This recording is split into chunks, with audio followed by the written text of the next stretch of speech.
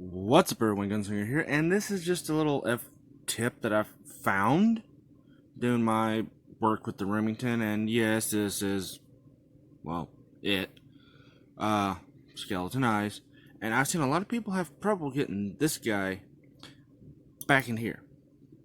Now, I'm gonna have to do this in stage because I'm gonna go use my tripod, and a leg broke, brand new. I'm gonna have to return that back to Walmart. Yeah, I was not the only one unsatisfied by that purchase. But I have figured out that if I put the, I'm gonna have to do, like I said, do pauses because, well, okay, I don't know why those two want to stick together. It's like they're magnetized. I found out if I put the hammer down in here like I'm supposed to and all this stuff. Here, let me do the first pause.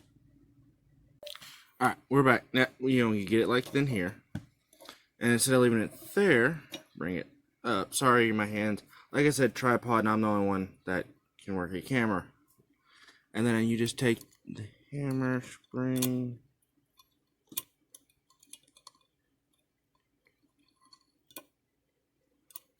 and slide it in there.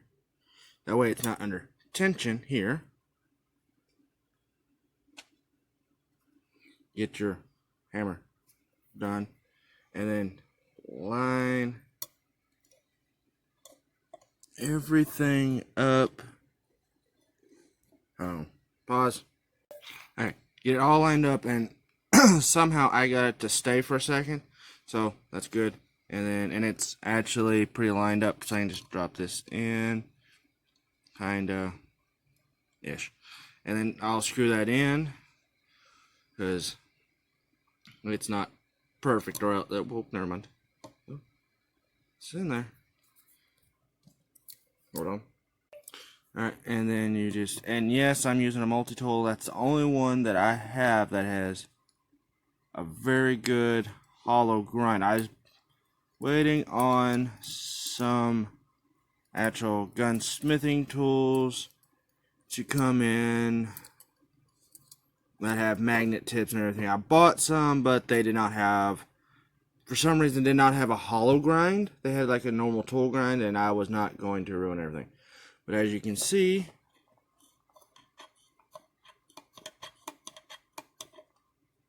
we just gotta tighten this one up. And like I said, this has a very, well, see, and it fits.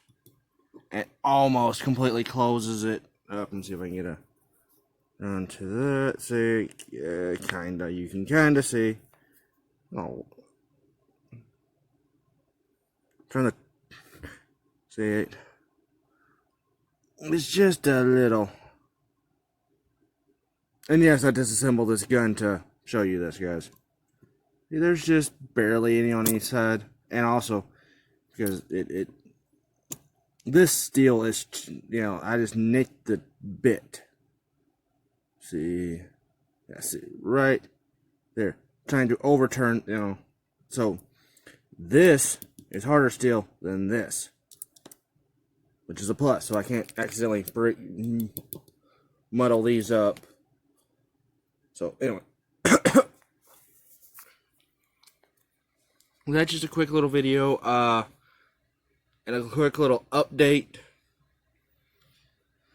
The range is almost to where I can walk on it, so, and the next video will be the sharps. I found out what was causing the problem that I had, and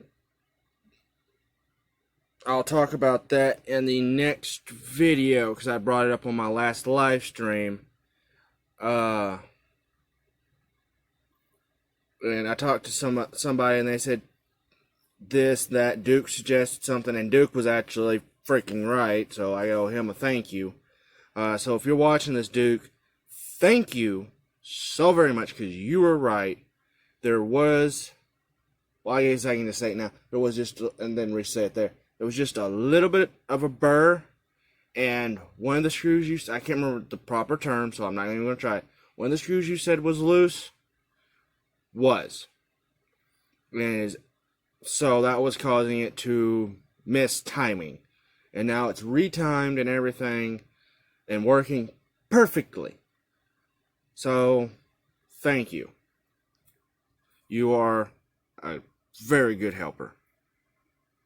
All right, guys. Talk to you later.